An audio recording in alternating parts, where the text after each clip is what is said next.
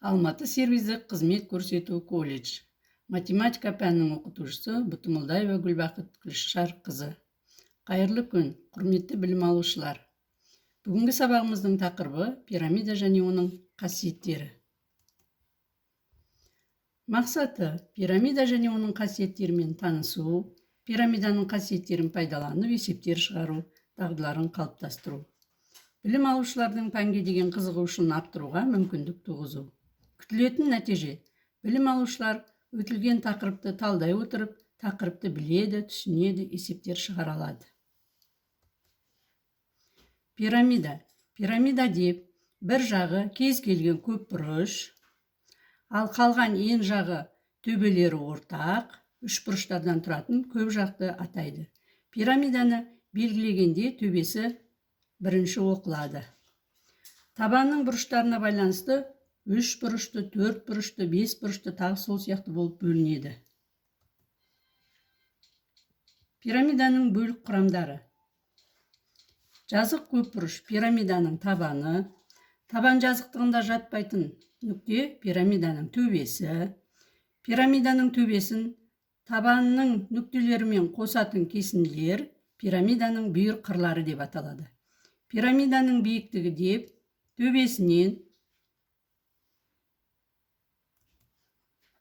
төбесінен табан жазықтығына түсірілген перпендикулярды айтады. Пирамиданың апофемасы деп төбесінен бүйір жағына түсірілген перпендикулярды атайды. Дұрыс пирамида деп көп бұрыш табаны дұрыс көп бұрыш болып, төбесінің проекциясы табанның центрына дәл түссе, онда дұрыс пирамида деп аталады. Төбесінен табанына түсірілген перпендикуляр дұрыс пирамиданың биіктігі деп аталады. Дұрыс пирамиданың бүйір жағының пирамида төбесінен түсірілген биіктігі пирамиданың апофемасы деп аталады. Қиық пирамида деп пирамиданың табаны мен табан жазықтығына параллель жазықтық арасындағы бөлігін атайды. Ал дұрыс қиық пирамида деп дұрыс пирамиданың табаны мен табан жазықтығына параллель қима жазықтық арасындағы бөлігін атайды. Пирамиданың бүйір бетінің ауданы. Пирамиданың бүйір бетінің ауданы оның барлық бүйір жақтарының аудандарының қосындысына тең.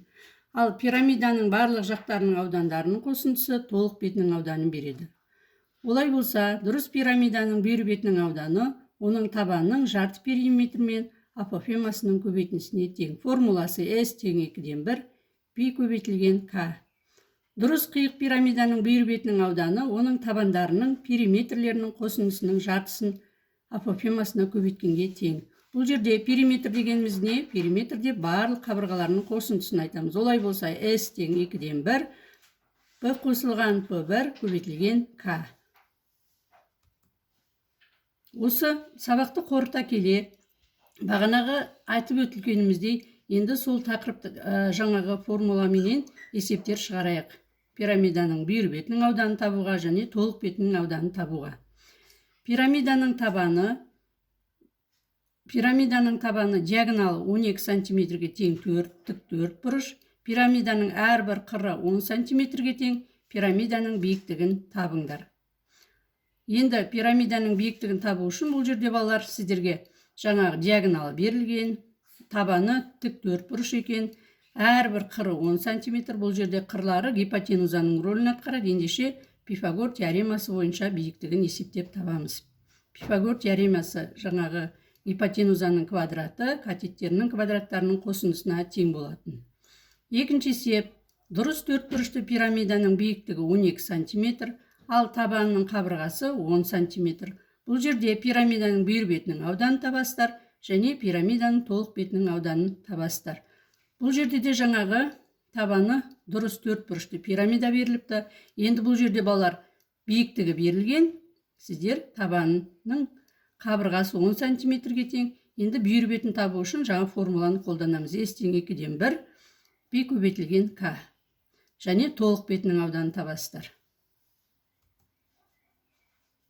Мінекей, жаңағы суреті сіздерде көрініп тұр. Табаны дұрыс 4 бұрыш, Жаңа диагонал деп отырғанымыз қарама-қарсы төбесін қосатын кесінділер, ал биіктігі төбесінен табанына түсірілген перпендикуляр.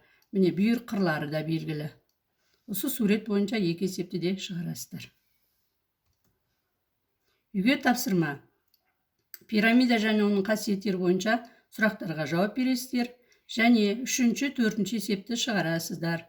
Пирамидан сол есептер шығарып болғаннан кейін бүгінгі тақырыбымыз пирамида біз көп жақтың түрлері призманы өткенбіз, енді пирамида. Осы пирамиданың моделін жасайсыздар.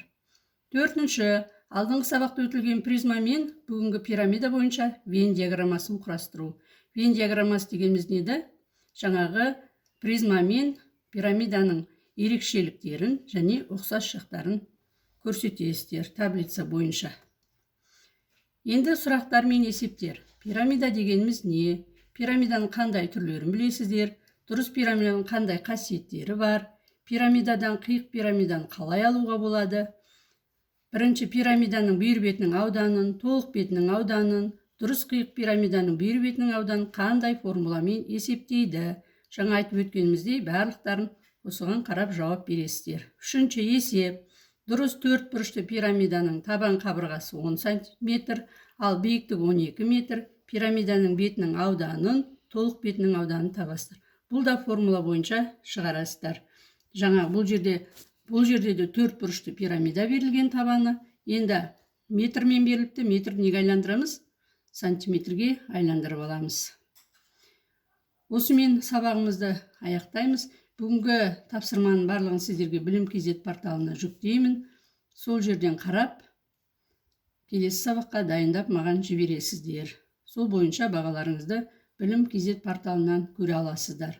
Сау саламатта болыңыздар. Бәріміз бірге болайық, үйде болайық.